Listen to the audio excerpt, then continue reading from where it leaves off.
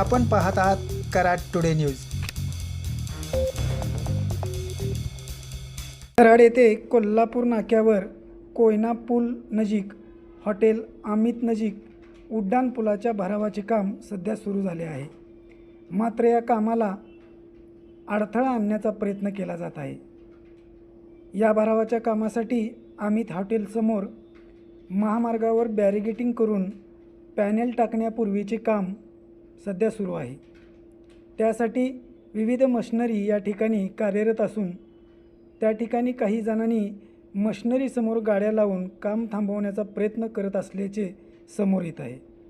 दरम्यान कामाला कोणताही विरोध नसून काम सुरू असल्याचे ठेकेदार कंपनीकडून सांगण्यात आले। दरम्यान हॉटेल पंकज समोर सेवा रस्त्याचे डांबरीकरण पूर्ण करण्यात आले आहे।